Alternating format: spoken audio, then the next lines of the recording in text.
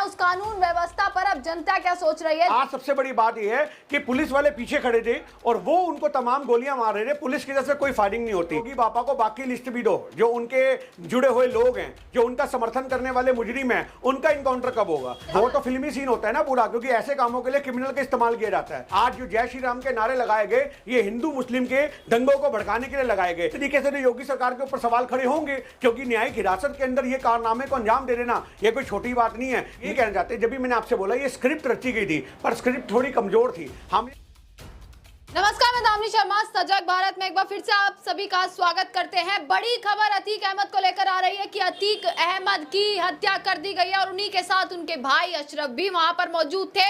जब मीडिया कर्मी और पुलिस कर्मी के बीच में उनको हॉस्पिटल ले जाया जा रहा था उनके मेडिकल चेकअप के लिए, उसी दौरान 3 लोग वहां पर आते हैं और उन्हें गोलियों से रौंद देते हैं। सबसे बड़ी खबर। और वहीं उसी दौरान अतीक अहमद और अशरफ की हत्या हो जाती है, उनकी मौत हो जाती है, जिसके बाद तमाम खबरें इस वक्त हेडलाइन में चल रही हैं।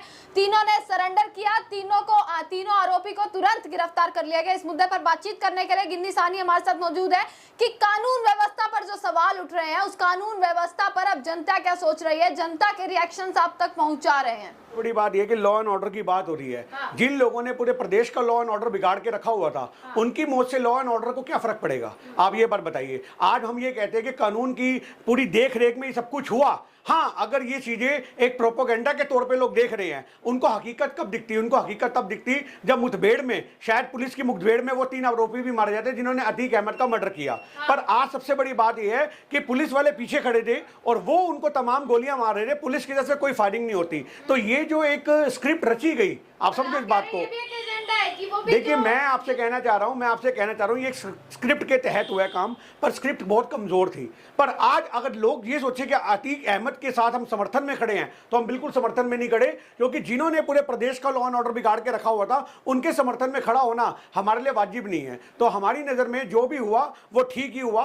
कानून की दायरे में रह करके अगर हम सोचेंगे तो आज शासन प्रशासन कोर्ट कचहरी कितने मामले चलते रहते हैं। पिछले 44 साल से उन्होंने अपना साम्राज्य वहां पर यूपी में बसा के रखा हुआ था। बहन बेटियां सुरक्षित नहीं थी। लोगों के घरों में जाकर के पति के सामने औरत का बलात्कार कर देना, बाप के सामने बेटी का बलात्कार कर देना, किसी की कनपट्टी पे बंदूक लगा के उसकी जमीन हथिया लेना, ये सब कुछ यूपी में चलता था। तो आज यूपी में अगर लॉ एंड ऑर्डर की बात करो तो जो मैं क्या कहना चाहता हूं, जो भी हुआ आज उन 3 आरोपियों को सजा मिलनी चाहिए संविधान के हिसाब से। हम ये बात कहते हैं। और जो पहले से ही आरोपी थे, उनके पहले से ही क्रिमिनल रिकॉर्ड थे। वो तो फिल्मी सीन होता है ना पूरा, क्योंकि ऐसे कामों के लिए क्रिमिनल का इस्तेमाल किया जाता है। आप इन चीज को समझो। पर आज आप ये सोचो कि अतीक अहमद के साथ खड़े होने वाले लोगों को अपने आप में शर्म आनी चाहिए कि आप मुजरिम का समर्थन कर रहे हो और लॉ एंड ऑर्डर की बात कर रहे हो। तो एक आम जन नागरिक के लिए जब इतनी सारी वारदातें इन्होंने अंजाम दी, तब तुमने लॉ एंड ऑर्डर की बात क्यों नहीं की? जिनकी जमीनें हड़पी गई तब क्यों नहीं बोले? जिनकी बहन बेटियों का बलात्कार किया तब आप लोग क्यों नहीं बोले? तो हमारे देश के अंदर लोगों को सोचना पड़ेगा कि आप मुजरिम के साथ भी समर्थन के लिए खड़े होगे।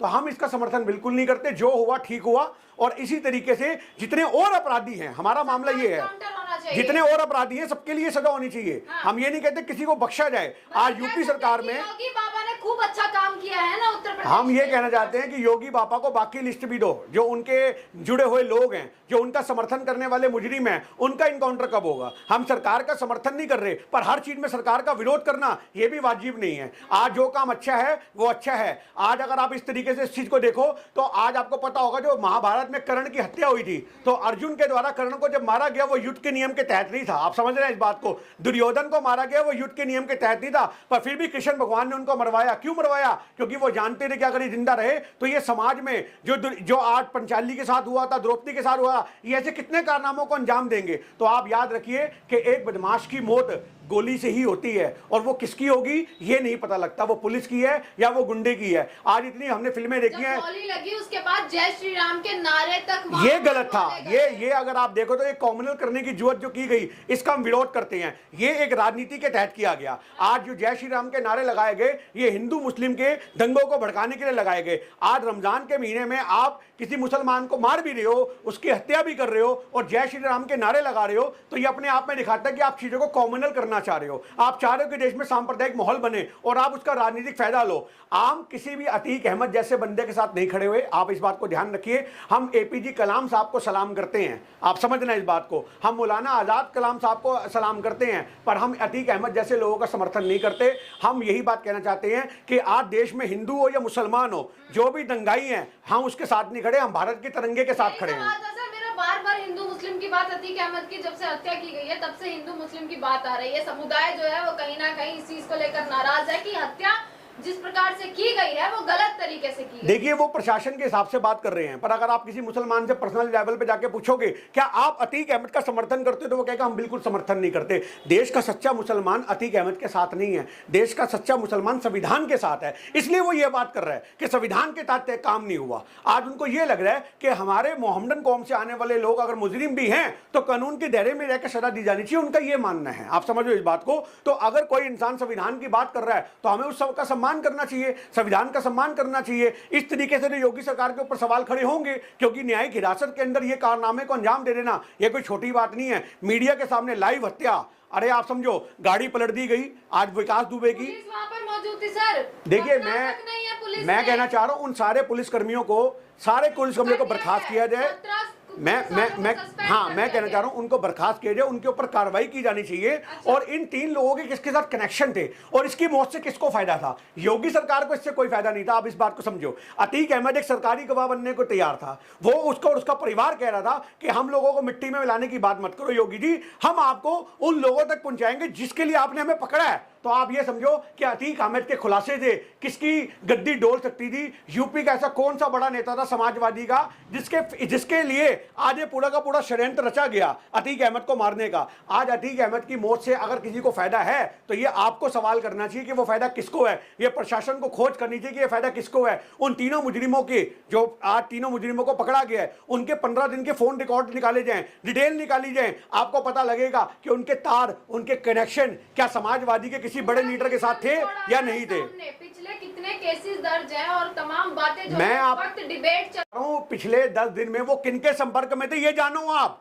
जो ये पूरा प्लान के तहत किया गया है। आज इस बात को समझो, अगले मेडिकल क्लेम कराने गए पर पोस्टमार्टम के लिए उनको वहीं भेज दिया गया। आप समझो इस बात को। एक मेडिकल हिस्ट्री अपनी चेक करवाने के लिए एक क्रिमिनल जाता है पर उसका वहां पोस्टमार्टम की हालात बन जाते हैं। तो ये नौबत क्यों आई? जो वो तीनों आरोपी हैं, मैं आपको फिर बताना चाह रहा हूं, उन तीनों आरोपियों के तार आपको कहीं ना कहीं यूपी की जो विपक्ष में बैठे हुए लोग हैं उनके साथ जरूर मिलेंगे, क्योंकि योगी सरकार को इनसे कोई फायदा नहीं था पर विपक्ष को बहुत फायदा था। आज विकास दुबे जो था, इसके मरने से जो सत्ताधारी लोग हैं यूपी के अंदर उनको फायदा था, तो इसलिए उसकी गाड़ी पलटवा दी गई। पर अतीक अहमद की मृत्यु से आज योगी सरकार को कोई फायदा नहीं था, ये विपक्ष में बैठे लोगों को फायदा जरूर था। पूरा यूपी, पूरा देश आज डंका बजा रहा है कि योगी आदित्यनाथ के राज में ही ऐसा हो सकता है और किसी के राज में ऐसा नहीं होता। नहीं, राजनीतिक फायदा आज सरकार के ऊपर बहुत बड़ा प्रेशर था। आप इसको यहां से मत लो, इसका इनकाउंटर सरकार नहीं कर सकती थी तो पैतरा बदल दिया।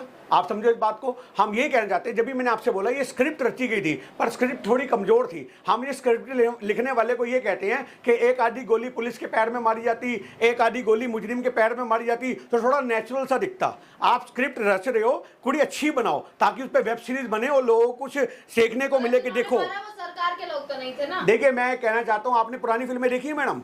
आपने उसमें हवालात के अंदर से क्रिमिनल को बाहर निकाल के, जिनके ऊपर पहली मर्डर के चार्ज लग रहे होते थे, उनको बाहर लगा के पुलिस वाले इस्तेमाल करके वापस जेल में बंद कर देते थे ताकि बाद में ये बात आ जाए निकल करके ये तो भैया जेल के अंदर था, ये तो अपराधी था। अरे जिस बंदे को फांसी की सजा हो या जो बंदा ऑलरेडी क्राइम से लिप्त हो, उस आदमियों का इस्तेमाल तो प्रशासन में भी किया जा सकता है, कोई बड़ी बात नहीं है। अगर तहकीकात की जाए हो सकता है कुछ ऐसा भी निकल करके आ जाए कि सरकार से उनकी साठगांठ हो। तो ये जो सारे फैसले हैं वो सारी बातें एक तरफ हैं, पर अतीक अहमद जैसे क्रिमिनल का इनकाउंटर होना हमारे देश में समर्थन के लायक तो बिल्कुल भी नहीं है। आप इस बात को समझ जाओ। अलग चीज है, हत्या अलग चीज है। देखिए आज हत्या हो या इनकाउंटर हो, रास्ते तो बदले जाएंगे। कानून अब इस देश में यही कानून रह गया है क्या? जस्टिस तो चलो मिल रही है पर कानून भी तो आज हमारे देश के, आज मेरी बात को याद रखो, हमारे देश के संविधान के अंदर बहुत सी कमियां भी हैं। आप समझो संविधान बहुत मजबूत है पर आज वकील लोग उसका तोड़ जानते हैं। एक जेल में बैठा आदमी पूरी सत्ता, आप लॉरेंस बिश्नोई को देख लो, सलमान खान को मारने की जेल में से धमकी आ जाती है, वीडियो कॉल पे बात करते हैं वो लोग, कहां से आते हैं उनके पास फोन,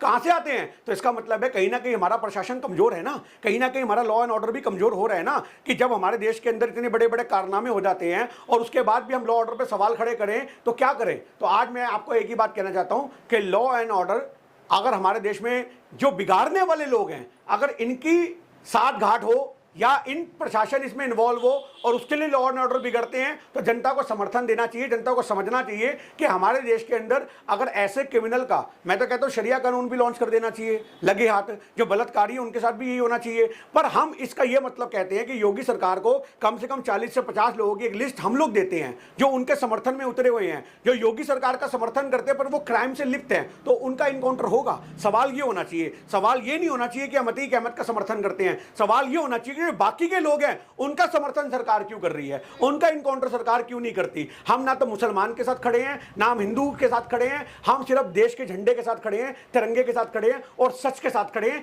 यही हम लोगों से कहते हैं कि सच को कबूलना सीखो। आप जब तक देश के तिरंगे के सम्मान में खड़े नहीं होगे, जब तक आप देश को मजबूत नहीं कर सकते। आज धर्मों को मजबूत करने की जरूरत नहीं है, आज देश के संविधान को मजबूत करने की जरूरत है। अगर ऐसे क्रिमिनल के मरने पर भी आप समर्थन करते हो या आप घड़ियाली आंसू बहाते हो, तो आप समझो कि आप देश में किस तरीके से गुंडा राज को समर्थन दे रहे हो। ये हमारा मानना है।